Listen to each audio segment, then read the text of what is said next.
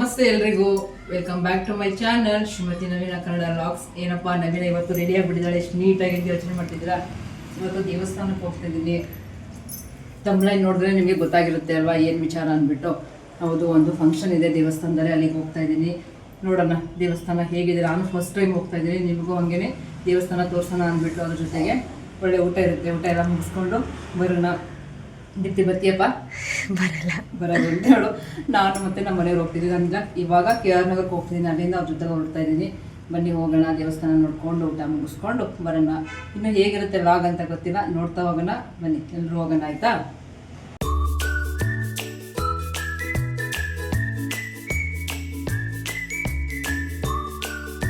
ಇನ್ನು ನಾನು ಮೈಸೂರಿಂದ KR ನಗರದವರೆಗೆ ಬಸ್ಸಲ್ಲಿ ಹೊರಟೆ. ಮನೆಯವರು ಕೋರ್ಟೆಲ್ಲ ಮುಗಿಸ್ಕೊಂಡು ಅವರು ರೆಡಿಯಾಗಿ ಬಂದಿದ್ದರು.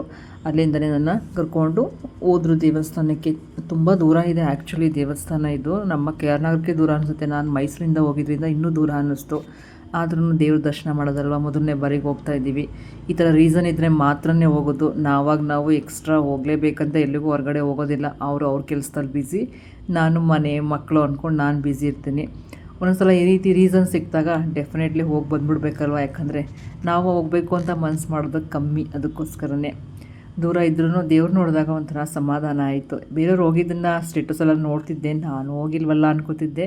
ಹೋಗೋ ಅವಕಾಶ ಸಿಕ್ತು. ಚೆನ್ನಾಗಿದೆ ದೇವಸ್ಥಾನ ಆ್ಯಕ್ಚುಲಿ. ದೂರ ಅನಿಸಿದ್ರೂ ಇಲ್ಲಿ ಅಮಾವಾಸ್ಯೆ ಮತ್ತು ಹುಣ್ಮೆಲೆಲ್ಲ ಪೂಜೆ ಎಲ್ಲ ಚೆನ್ನಾಗಿರುತ್ತೆ ಅಂತ ಕೇಳಿದ್ದೀನಿ. ಬೇರೆಯವ್ರ ಸ್ಟೇಟಸ್ ಹಾಕ್ದಾಗ್ಲೂ ನೋಡಿದ್ದೀನಿ.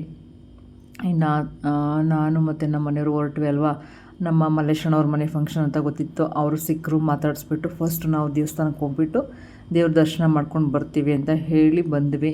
ನೋಡಿ, ಇದೇ ದೇವಸ್ಥಾನ ಅರಸಿಕಟ್ಟೆ ಅಮ್ಮ ದೇವಸ್ಥಾನ ಅಂತ. ಒಳಗಡೆ ತುಂಬ ಚಿಕ್ಕದಾಗಿದೆ, ಬಟ್ ತುಂಬ ಫೇಮಸ್ ಇದೆಯಂತೆ ಈ ದೇವಸ್ಥಾನ. ನಮ್ಮ ಮನೆಯವರು ಹೇಳಿದಾಗಲೇ ನನಗೂ ಗೊತ್ತಾಗಿದ್ದು. ಇನ್ನು ಪೂಜೆ ಎಲ್ಲ ಅಲ್ಲೇ ಸಿಗುತ್ತೆ, ಅಂದರೆ ಪೂಜೆ ಸಾಮಗ್ರಿಗಳೆಲ್ಲ ನಿಮಗೆ ಸಿಗುತ್ತೆ. ಅವರನ್ನು ಮಾತಾಡಿಸ್ಕೊಂಡು ಅವ್ರು ಕೇಳ್ತಾಯಿದ್ರು, ಯಾಕೆ ವೀಡಿಯೋ ಮಾಡ್ತಾಯಿದ್ದೀರಾ ಅಂತ. ಯೂಟ್ಯೂಬ್ ಚಾನಲ್ ಇದೆ ನಮ್ಮದು ಅಂದ್ಕೊಂಡು ನಮ್ಮ ಮನೆ ರೇಗಿಸ್ತಾಯಿದ್ರು. ಸುಮ್ಮನೆ ನೀವು ದುಡ್ಡು ಜಾಸ್ತಿ ತಗೋತೀರಿ ಅಂದ್ಬಿಟ್ಟು ಕಂಪ್ಲೇಂಟ್ ಮಾಡೋಕ್ಕಿಂತ ರೇಗಿಸ್ತಾಯಿದ್ರು. ಆಮೇಲೆ ಹೇಳಿದೆ, ಇಲ್ಲಪ್ಪ ಯೂಟ್ಯೂಬ್ ಚಾನಲ್ ಇದೆ, ಅದಕ್ಕೆ ವೀಡಿಯೋ ಮಾಡ್ಕೊತಾ ಇದ್ದೀವಿ ಅಂದ್ಬಿಟ್ಟು. ನಮಗೆ ಕಾಯೆಲ್ಲ ತೊಗೊಂಡೋಗ್ಬೇಕಿತ್ತು. ಏನು ರೀ ಕಾಯಿಗೆ ಇಷ್ಟು ದುಡ್ಡು ಹೇಳ್ತೀರಾ, ಮನೇಲೇ ಇತ್ತು ಅಂದ್ಕೊಂಡು ನಾನು ಸುಮ್ಮನೆ ಹಂಗೆ ಕ್ಯಾಶುವಲಾಗಿ ರೇಗಿಸ್ತಾ ಇದ್ದೆ ಅವರನ್ನು. ಅಲ್ಲಿಂದ ತೊಗೊಂಡು ದೇವಸ್ಥಾನಕ್ಕೆ ಹೊರಟ್ವಿ. ನಿಜ ಹೊರಗಡೆ ಹೋದಾಗ ಹೆಂಗೆ ಮಾತಾಡಿಸ್ತಿರ್ಬೇಕು ಅವ್ರನ್ನ. ಮತ್ತು ಇಲ್ಲಿ ನಿಂಬೆಹಣ್ಣೆಲ್ಲ ಇಟ್ಟು ಪೂಜೆ ಮಾಡಿಕೊಡ್ತಾರೆ. ಯಾರಾದರೂ ಹಂಗೆ ಮಾಡಿಸ್ಕೊಳ್ಳೋರಿದ್ರೆ ಡೆಫಿನೆಟ್ಲಿ ನಿಂಬೆಹಣ್ಣೆಲ್ಲ ದೇವ್ರ ಹತ್ರ ಇಟ್ಟು ಪೂಜೆ ಮಾಡಿಸ್ಕೋಬೋದು. ನಾವು ಕೂಡ ನಿಂಬೆಹಣ್ಣೆಲ್ಲ ತಗೊಂಡು ಪೂಜೆ ಮಾಡಿಸ್ತೀವಿ, ಮನೇಲಿಟ್ಟು ಪೂಜೆ ಮಾಡುವ ಅಂತ. ಇಲ್ಲಿ ನೋಡ್ತಾ ಇದ್ದೀರಲ್ವ ಎಷ್ಟು ದೊಡ್ಡ ಗಂಟೆ ಇದೆ ಅಂತ. ಅದಕ್ಕೆ ಹಗ್ಗನೂ ಕಟ್ಟಿದ್ದಾರೆ. ನಾವು ತಾಯಿ ಹತ್ರ ಏನಾದರೂ ಆಗಲಿ ಅಂತ ಕೇಳಿಕೊಂಡು ಆಮೇಲೆ ಗಂಟೆ ಬಾರಿಸ್ಬೇಕು ಅಂತ ಪ್ರತೀತಿ. ಆ ಗಂಟೆ ನಾದ ಅಂತೂ ಎಷ್ಟು ಇಂಪಾಗಿದೆ ಗೊತ್ತಾ. ನಿಜವಾಗ್ಲೂ ಈ ಕಾನ್ಸೆಪ್ಟ್ ಅಂತೂ ನಂಗೆ ಬಹಳನೇ ಇಷ್ಟ ಆಯಿತು. ನೀವು ಕೇಳಿ ಈ ಶಬ್ದನ.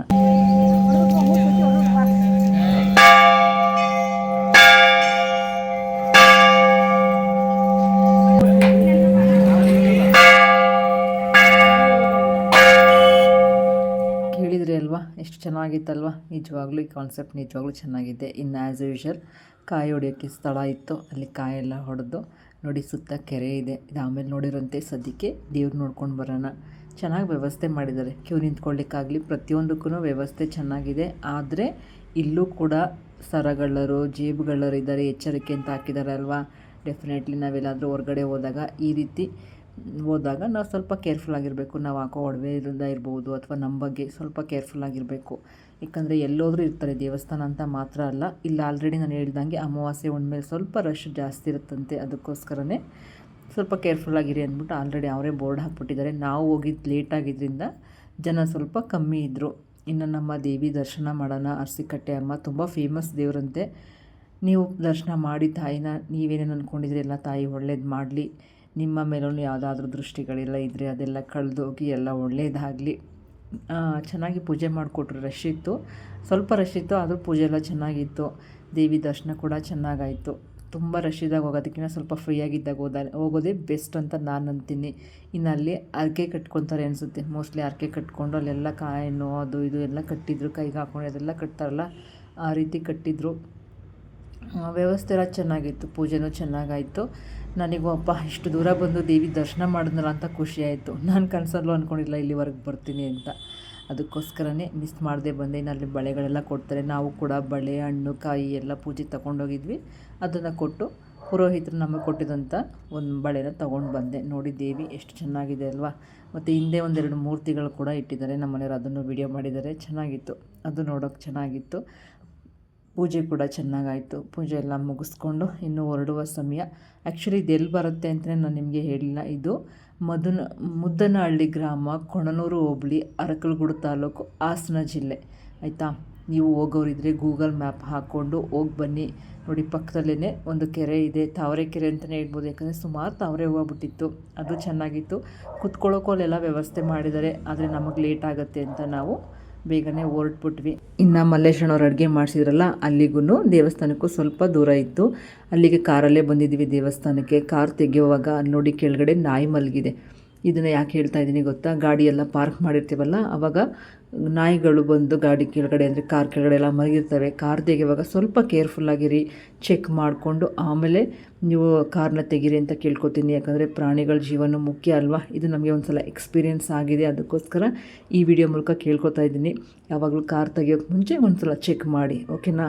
ಇದಾದಮೇಲೆ ಮಲ್ಲೇಶಣ್ಣವ್ರು ಅಡುಗೆ ಮಾಡಿಸಿದ್ರಲ್ವ, ಅಲ್ಲಿಗೆ ಬಂದ್ವಿ. ಇಲ್ಲಿ ತುಂಬ ವೀಡಿಯೋ ಮಾಡ್ಕೊಂಡಿಲ್ಲ, ಸಿಂಪಲಾಗಿ ವೀಡಿಯೋ ಮಾಡ್ಕೊಂಡಿದ್ದೀನಿ. ಇನ್ನು ಇವರು ಪರ್ಪಲ್ ಸ್ಯಾರಿಯವರು ಮಲ್ಲೇಶಣ್ಣವರ ಹೆಂಡ್ತಿ, ಇನ್ನು ಅವ್ರ ಪಕ್ಕದವರು ಅವರ ತಮ್ಮನ ಹೆಂಡ್ತಿ ನಾದಿನಿ.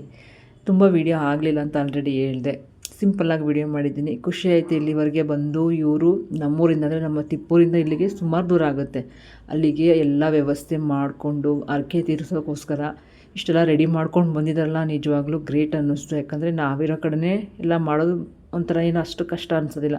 ಬಟ್ ಬೇರೆ ಕಡೆ ಎಲ್ಲನೂ ರೆಡಿ ಮಾಡ್ಕೊಂಡು ಬಂದು ಮಾಡೋದಿದೆಯಲ್ಲ, ನಿಜವಾಗ್ಲೂ ಒಂದು ಸ್ವಲ್ಪ ಕಷ್ಟ ಅನಿಸುತ್ತೆ, ನನಗನ್ನಿಸುತ್ತೆ. ಬಟ್ ಅವ್ರಿಗೆಲ್ಲ ಸಪೋರ್ಟ್ ಇರೋದ್ರಿಂದ ಚೆನ್ನಾಗಿ ಮಾಡಿಸಿದ್ರು. ನಾವೊಂದಷ್ಟೊತ್ತು ಕೂತು ಮಾತೆಲ್ಲ ಮುಗಿಸಿ ಆಮೇಲೆ ಊಟಕ್ಕೆ ಕೂತ್ಕೊಂಡ್ವಿ. ಊಟ ಮಾಡುವಾಗ ಒಂದು ವೀಡಿಯೋ ಹಾಗೇ ಸಿಂಪಲ್ಲಾಗಿರಲಿ ಅಂತ ಮಾಡಿಸ್ಕೊಂಡ್ವಿ. ಚೆನ್ನಾಗಿತ್ತು, ಊಟ ಎಲ್ಲ ಚೆನ್ನಾಗಿತ್ತು. ಊಟ ಮುಗಿಸ್ಕೊಂಡು ಅವ್ರ ಜೊತೆಲ್ಲ ಒಂದಷ್ಟೊತ್ತು ಊಟ ಆದಮೇಲೂ ಕೂತಿದ್ವಿ. ಎಲ್ಲಡ್ಕೆಲ್ಲ ಹಾಕ್ಕೊಂಡು ಮಾತಾಡ್ಕೊಂಡು ಅದೆಲ್ಲ ವೀಡಿಯೋ ಮಾಡೋಕ್ಕೆ ಹೋಗಲಿಲ್ಲ. ಫೋನ್ ನಮ್ಮ ಮನೆಯವ್ರು ಕೊಟ್ಬಿಟ್ಟು ಆರಾಮಾಗಿ ಕೂತ್ಕೊಂಡಿರೋ ಜೊತೆ ಮಾತಾಡಿಕೊಂಡು ಬಂದ್ವಿ. ಒಂಥರ ಎಕ್ಸ್ಟ್ರಾ ಎಕ್ಸ್ಪೀರಿಯೆನ್ಸ್, ಒಂಥರ ಬೇರೆ ಥರನೇ ಎಕ್ಸ್ಪೀರಿಯೆನ್ಸ್ ಅಂತೀವಲ್ಲ, ಆ ಥರ ಇತ್ತು. ಇನ್ನು ಮಲ್ಲೇಶಣ್ಣವರ ಅತ್ತೆ ಮತ್ತು ಅವರ ಫ್ರೆಂಡ್ ಅಮ್ಮ ಇಬ್ಬರೂ ಕೆ ಆರ್ ನಗರದವರೆಗೆ ಡ್ರಾಪ್ ಮಾಡಿಬಿಡಿ, ಹೆಂಗೋ ಹೋಗ್ತಿದ್ದೀರ ಲೈಬ್ರರಿ ಅಂದ್ಬಿಟ್ಟು ಕಳಿಸಿದ್ರು. ಅವ್ರನ್ನೂ ಬಸ್ ಸ್ಟ್ಯಾಂಡ್ವರೆಗೆ ಡ್ರಾಪ್ ಮಾಡೋಣ ಅಂದ್ಬಿಟ್ಟು ಕರ್ಕೊಂಡ್ಬಂದ್ವಿ. ಬರ್ತಾ ಒಂದು ವಿಶೇಷತೆ ಏನು ಗೊತ್ತಾ, ಅಲ್ಲೆಲ್ಲ ಹಿಂಗೆ ಗುಂಪಾಗಿ ಹೋಗ್ತಾಯಿದ್ರು. ನಾನು ಏನಕ್ಕಪ್ಪ ಹಿಂಗೆ ಹೋಗ್ತಿದ್ದಾರೆ ಅಂತ ಕೇಳಿದ್ರೆ, ನಮ್ಮ ಮನೆಯವ್ರು ಹೇಳಿದ್ರು, ಧರ್ಮಸ್ಥಳಕ್ಕೆಲ್ಲ ಪಾದಯಾತ್ರೆಗೆ ಹೋಗ್ತಿದ್ದಾರೆ, ಶಿವರಾತ್ರಿ ಹಬ್ಬ ಇದೆಯಲ್ಲ ಅದಕ್ಕೆ ಪಾದಯಾತ್ರೆ ಹೋಗ್ತಾವ್ರೆ ಅಂತ. ನಿಜವಾಗ್ಲೂ ಇಲ್ಲಿಂದ ಅಂದರೆ ಹತ್ತತ್ರ ನಮ್ಮ ಕೆ ಆರ್ ನಗರ ಅಂದ್ಕೊಂಡು, ಕೆ ಆರ್ ನಗರದಿಂದ ಅಲ್ಲಿವರೆಗೆ ನಡ್ಕೊಂಡು ಹೋಗ್ತಾರಲ್ಲ, ಆಗುತ್ತಾ ಇದು ಸಾಧ್ಯನಾ ಅಂತ ನನಗೆ ಅನ್ಸೋಕ್ಕೆ ಶುರು ಆಗ್ಬಿಡ್ತು. ನಮ್ಮವ್ರು ಹೇಳಿದ್ರು ಇಲ್ಲಿಗೆ ಮಹದೇಶ್ವರ ಬೆಟ್ಟಕ್ಕೆಲ್ಲ ಹೋಗ್ತಿರ್ತಾರೆ ಅಂದ್ಬಿಟ್ಟು. ನಿಜವಾಗ್ಲೂ ಇದೆಲ್ಲ ಸೇಫ್ ಇರುತ್ತಾ, ಮತ್ತು ಹೆಲ್ತೆಲ್ಲ ನೋಡ್ಕೋಬೇಕು. ಅವರು ನೋಡ್ತಿದ್ದಾನೆ ಭಯ ಆಗ್ತಾಯಿದ್ದು ನನಗೆ. ನಿಜವಾಗ್ಲೂ ಹೋಗ್ತಿರೋರಿಗೆ ಹೇಳ್ತೀನಿ, ಅವ್ರ ಕಾಲಿಗೆ ದೇವರು ನಮ್ಮ ಮಂಜುನಾಥೇಶ್ವರ ಶಕ್ತಿ ಕೊಡಲಿ, ಒಳ್ಳೆ ರೀತಿಯಲ್ಲಿ ರೀಚ್ ಆಗಲಿ, ಎಲ್ಲರೂ ದೇವ್ರ ದರ್ಶನ ಎಲ್ಲ ಚೆನ್ನಾಗಾಗಲಿ ಅಂತ ನಾನು ವೀಡಿಯೋ ಮೂಲಕ ಕೂಡ ಕೇಳ್ಕೊತೀನಿ. ನಿಜವಾಗ್ಲೂ ನೀವು ಯಾರಾದರೂ ಪಾದಯಾತ್ರೆ ಹೋಗಿದ್ದೀರಾ ಈ ರೀತಿ ಅಂತ ಹೇಳಿ. ನಾವು ನಿಜವಾಗ್ಲೂ ಟ್ರೈ ಮಾಡಿಲ್ಲ. ದೇವಸ್ಥಾನಗಳಲ್ಲಿ ಈ ಸ್ಟೆಪ್ಸ್ ಎಲ್ಲ ಇರ್ತದಲ್ಲ, ಅದು ಹತ್ತಷ್ಟೊತ್ತಿಗೆ ಸುಸ್ತಾಗಿರ್ತದೆ ನಮಗೆ. ಬಟ್ ಈ ರೀತಿ ಹೋಗೋರು ನಿಜವಾಗ್ಲೂ ಶಕ್ತಿವಂತರಲ್ವ, ಏನಂತೀರಿ. ಇನ್ನು ಅವರ ಅಮ್ಮಂದ್ರೆಲ್ಲ ಬಂದಿರಲ್ಲ, ಅಂದರೆ ಮಲ್ಲೇಶನವರ ಅತ್ತೆ, ಅವ್ರ ಫ್ರೆಂಡ್ ಅಮ್ಮ, ಅವ್ರ ಜೊತೆ ಎಲ್ಲ ಒಂದಷ್ಟು ಮಾತಾಡಿಕೊಂಡು ಬರುವಾಗ ಗೊತ್ತೇ ಆಗಲಿಲ್ಲ. ಆ ಕಡೆಯಿಂದ ಬರುವಾಗ ನಮಗೆ ದೂರ ಅಂತಲೇ ಅನ್ನಿಸ್ಲಿಲ್ಲ, ಈ ಕಡೆಯಿಂದ ಹೋಗುವಾಗಲೇ ತುಂಬ ದೂರ ಅನ್ನಿಸ್ಬಿಡ್ತು. ಇಬ್ಬರೇ ಇದ್ವಿ ಅಲ್ವಾ, ಸ್ವಲ್ಪ ದೂರ ಅಂತಲೇ ಅನಿಸ್ತಿತ್ತು. ಆ ಕಡೆಯಿಂದ 4 ಜನನೂ ಮಾತಾಡಿಕೊಂಡು ಬಂದದ್ದೇ ಗೊತ್ತಾಗಲಿಲ್ಲ. ಇನ್ನು ಅವ್ರನ್ನ ಸ್ಟ್ಯಾಂಡ್ವರೆಗೆ ಡ್ರಾಪ್ ಮಾಡಿಬಿಟ್ಟು ಫೈನಲಿ ನಮ್ಮ ಮನೆಗೆ ಬಂದ್ವಿ. 15 ದಿನ ಆಗಿತ್ತು ನಾನು ನಮ್ಮ ಮನೆಗೆ ಬಂದು. ದೀಕ್ಷನ್ ಬರ್ತ್ಡೇ ಟೈಮಲ್ಲಿ ಬಂದಿದ್ದು. ಇವತ್ತು ಬರ್ತಾಯಿದ್ದೀನಿ. ಒಳಗಡೆ ಹೋಗಿ ನೋಡೋಕ್ಕೂ ಭಯ ಇತ್ತು, ಅಷ್ಟೇ ಕೆಲಸ ಇರುತ್ತೆ ಅಂತ. ಇನ್ನು ಗಾಡಿ ನಿಲ್ಲಿಸ್ತವ್ರು ನಮ್ಮ ಮನೆಯವ್ರು ಎಲ್ಲಿ ಹೋದ್ರು ಅಂತ ನೋಡಿದ್ರೆ, ನೋಡಿ ನುಗ್ಗೆಕಾಯಿ ಕೀಳ್ತಿದ್ದಾರೆ. ಇದು ನಾವು ಕೊರೋನಾ ಟೈಮಲ್ಲಿ ಹಾಕಿರೋ ಗಿಡ, ಎಷ್ಟು ದೊಡ್ಡ ಮರ ಆಗಿ ನುಗ್ಗೆಕಾಯಿ ಬಿಡ್ತಾಯಿದ್ದೆ. ನಮ್ಮ ಮನೆಯವ್ರು ಸ್ವಲ್ಪ ಕಿತ್ಕೊಡ್ತೀನಿ ತೊಗೊಂಡೋಗು ಅಂತ ಅಂದ್ಬಿಟ್ಟು ಕೇಳ್ತಾಯಿದ್ರು. ಯಾರು ತಗೊಂಡು ನೋಡಿರಿ, ಎಲ್ಲಿ ನುಗ್ಗೋದ್ರಿ ಟಿಜಿ? ಹಾಂ, ಒಂದೊಂದು ಈಚೆನೇ ನಿಂತಿರಂತನಾ? ಬಟ್ಟೆನಾದ್ರು ಚೇಂಜ್ ಮಾಡ್ಕೊಂಬರ್ಬೇಕಿತ್ತು. ಹೆಂಗೋ ಹೈಟ್ ಇರೋದಕ್ಕೆ ನೋಡಿ ಇವತ್ತಂದ್ರೆ ಯೂಸ್ ಆಯಿತು. ಹೈಟ್ ಕೊಡಿ, ಅವು ಹಿಡ್ಕೊತೀನಿ ಕೈಲಿಗೆ.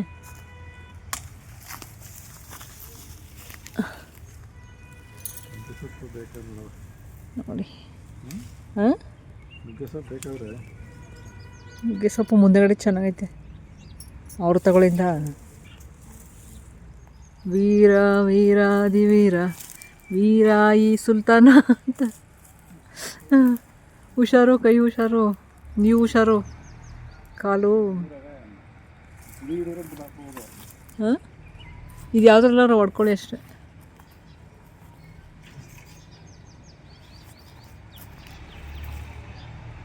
ಚಿಕ್ಕದಾಯ್ತದೆ, ಒಣಗಾಗ್ಬಿಟ್ಟದೆ ಅದು. ನುಗ್ಗೆಕಾಯಿ ಎಲ್ಲ ಕಿತ್ಕೊಟ್ಟು ಮನೆಯವರು ಫ್ರೆಶ್ನಪ್ ಆಗಿ ಆಫೀಸಿಗೆ ಹೊರಟ್ರು. ನಾನು ಬರೋ ಅಷ್ಟರಲ್ಲಿ ಕೆಲಸ ಎಲ್ಲ ಮುಗಿಸ್ಕೊಂಡು ನಾನೇ ಮೈಸೂರಿಗೆ ಕರ್ಕೊಂಡು ಹೋಗ್ತೀನಿ ಅಂತ ಹೇಳಿದ್ರು. ಅದಕ್ಕೆ ಇನ್ನು ಅವ್ರು ಹೊರಟ ಮೇಲೆ ನಾನು ಮನೆ ಕೆಲಸದ ಕಡೆ ತಿರ್ಕೊಂಡೆ. ಯಾಕಂದರೆ 15 ದಿನ ಆಗೈತೆ ಅಂದರೆ ನಿಮಗೆ ಗೊತ್ತಿರ್ತದೆ ಮನೆ ಹೇಗಿರುತ್ತೆ ಅಂತ. ಅದಕ್ಕೆ ಫಸ್ಟ್ ಕೆಲಸ ಎಲ್ಲ ಮುಗಿಸ್ಕೊಬಿಡೋಣ ಅಂದ್ಬಿಟ್ಟು ಇನ್ನು ವೀಡಿಯೋನೂ ಮಾಡ್ಕೊಳಕ್ಕೆ ಹೋಗಲಿಲ್ಲ. ಅವ್ರು ಬರೋಷ್ಟರಲ್ಲಿ ಆದಷ್ಟು ಕೆಲಸ ಮುಗಿಸ್ಬೇಕು ಅನ್ನೋ ಟಾರ್ಗೆಟ್ ಇತ್ತು. ಅದೇ ಥರ ಕೆಲಸ ಎಲ್ಲ ಮುಗಿಸ್ಕೊಂಡೆ. ನೋಡಿದ್ರಲ್ಲ ವಿಡಿಯೋ, ಹೇಗೆ ಅನ್ನಿಸ್ತು? ವಿಡಿಯೋ ಇಷ್ಟ ಆಯಿತಾ? ನಿಮಗೂ ಕೂಡ ತಾಯಿ ಒಳ್ಳೇದು ಮಾಡಲಿ ಅಂತ ಕೇಳ್ಕೊಳ್ತೀನಿ. ಹಾಗೆಯೇ ಇವಾಗ ಟೈಮ್ ತುಂಬ ಆಗೋಗ್ಬಿಟ್ಟಿದೆ. ಎಷ್ಟು ಅಂತೀರಾ? ರಾತ್ರಿ 9:20 ಇಷ್ಟೊತ್ತಾಯಿತು. ನಾನು KR ನಗರ ಮನೆಯಲ್ಲಿ ಕೆಲಸ ಎಲ್ಲ ಮುಗಿಸಿ ನಾವು ಬಂದಿದ್ದ 6:30 ಆಯಿತು. ಎಲ್ಲ ಕೆಲಸ ಮುಗಿಸಿ ಇವಾಗ ಹೊರಡ್ತಾ ಇದ್ದೀವಿ. ಮಕ್ಕಳೆಲ್ಲ ವೆಯ್ಟ್ ಮಾಡ್ತಿದ್ದಾರೆ. ಸೊ ಅದಕ್ಕೆ ವಿಡಿಯೋ ಎಂಡ್ ಮಾಡೋಣ ಇವಾಗ ಅಂದ್ಬಿಟ್ಟು ನಿಮಗೆ ಬಾಯ್ ಹೇಳೋ ಸಮಯ. ವಿಡಿಯೋ ಇಷ್ಟ ಆದರೆ ಪ್ಲೀಸ್ ಲೈಕ್, ಶೇರ್, ಕಮೆಂಟ್ ಮರಿಬೇಡಿ. ಹಾಗೆ ನನ್ನ ಚಾನಲ್ನ ಸಬ್ಸ್ಕ್ರೈಬ್ ಮಾಡ್ಕೊಂಡು ನೋಡಿ ಅಂತ ಕೇಳ್ಕೊಳ್ತಾ, ಇವಾಗ ನಾವು ಮೈಸೂರಿಗೆ ಹೋಗಬೇಕು. ರಾತ್ರಿ 9:30 ಬಿಡ್ತಾಯಿದ್ದೀವಿ. ನೋಡಿ, ಹಿಂಗಿರುತ್ತೆ ನಮ್ಮ ಲೈಫು. KR ನಗರಕ್ಕೆ ಬಂದಿದ್ದಕ್ಕೆ ಖುಷಿ ಆಯಿತು. ಮನೆಯೆಲ್ಲ ಕ್ಲೀನ್ ಆಯ್ತಲ್ವ, ಅದಕ್ಕೆ ಸಿಕ್ಕಾಪಟ್ಟೆ ಖುಷಿ ಆಯಿತು. ಓಕೆ, ವಿಡಿಯೋ ಇಷ್ಟ ಆಯಿತು ಅಂತ ಭಾವಿಸ್ತಾ ನನ್ನ ಮುಂದಿನ ವಿಡಿಯೋದಲ್ಲಿ ನಿಮಗೆ ಸಿಗ್ತೀನಿ ಅಂತ ಹೇಳ್ತಾ ಹೋಗಿ ಬರಲಾ? ಎಲ್ರಿಗೂ ಧನ್ಯವಾದಗಳು.